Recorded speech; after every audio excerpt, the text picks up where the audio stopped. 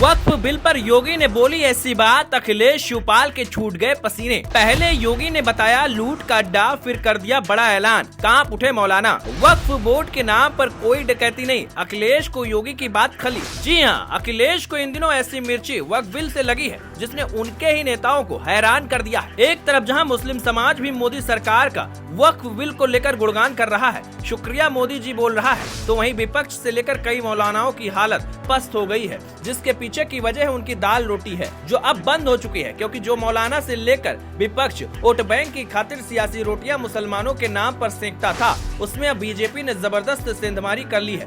यहाँ तक कि मुस्लिम बहनों का भी तो मोदी सरकार ने दिल जीत लिया है, जिसने विपक्ष की बेचैनी को बढ़ाया हुआ है। इतना ही नहीं, अब तो वक्फ बिल पर अखिलेश और योगी भी भिड़ गए हैं, जिसके बारे में जानकर आप भी हैरान रह जाएंगे। दरअसल वक्फ बिल पास होने के बाद लगातार सियासी संग्राम देखने को मिल रहा है। विपक्ष सरकार से सवाल दागकर मुसलमानों के खिलाफ इस बिल को बताया जा रहा है, तो वहीं सत्ता पक्ष का कहना है कि इससे मुसलमानों को फायदा होगा। लेकिन यूपी में इस वक्त वक्फ बिल पर सियासी शोर जबरदस्त है। बता दें कि हाल ही में योगी आदित्यनाथ ने वक्फ बोर्ड को लूट का अड्डा बता दिया था, जिसके बाद अखिलेश का गुस्सा हाई हो गया और उन्होंने शिवपाल के सामने ऐसी बात कही जिसे सुनकर शिवपाल भी दंग रह गए। क्या कुछ हुआ वो आगे आपको बताते हैं, लेकिन उससे पहले योगी के बारे में जरा जान लीजिए। उन्होंने वक्फ बिल को लेकर कैसी पुरानी फाइलों को खोलकर विपक्ष का मिट्टी पलीत कर दिया है। रिपोर्ट्स की माने तो सीएम योगी ने इस बिल को लेकर कहा, वक्फ बोर्ड के नाम पर अब कोई डकैती नहीं डाल सकेगा, अब बोर्ड के नाम पर कोई भी जमीन नहीं लूट सकेगा। इस बोर्ड के नाम पर वर्षों से लूट चल रही थी, अब इस लूट पर विराम लगेगा। सार्वजनिक संपत्ति और राजस्व भूमि का इस्तेमाल अब स्कूल, कॉलेज, अस्पताल या गरीब के लिए आवास बनाने में किया जाएगा। वो यही नहीं रुके, इसके आगे उन्होंने ये भी कहा कि मैं इसके लिए प्रधानमंत्री नरेंद्र मोदी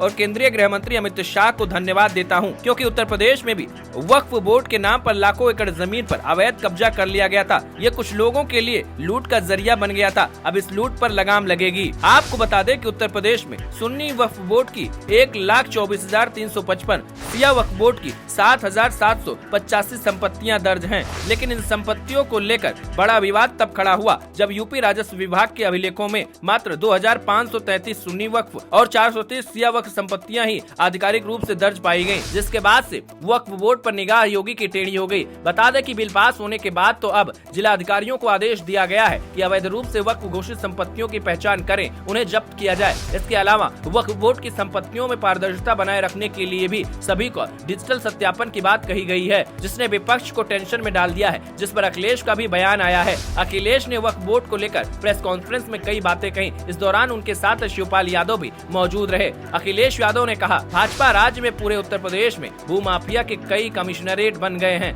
धर्मार्थ भूमि हो या तालाब, इन पर भाजपा संरक्षित भूमाफिया सक्रिय हैं। वही अवैध खनन और जंगलों को कटान में भी भूमाफिया दिन दहाड़े गैर कानूनी काम कर रहे हैं। भाजपा को भारतीय जनता पार्टी की संज्ञा देते हुए उन्होंने कहा कि उसके राज में जमीन पर अवैध कब्जों का रिकॉर्ड टूट गया है। ये वक्फ बोर्ड कानून बीजेपी के लिए वाटरलू साबित होगा। एक तरफ जहां योगी वक्फ बोर्ड को लेकर सख्त रुख अपना रहे थे, तो वहीं अखिलेश यादव अब सरकार पर ही सवाल दाग रहे हैं। ये सियासी लड़ाई कब थमेगी, ये देखने वाली बात होगी।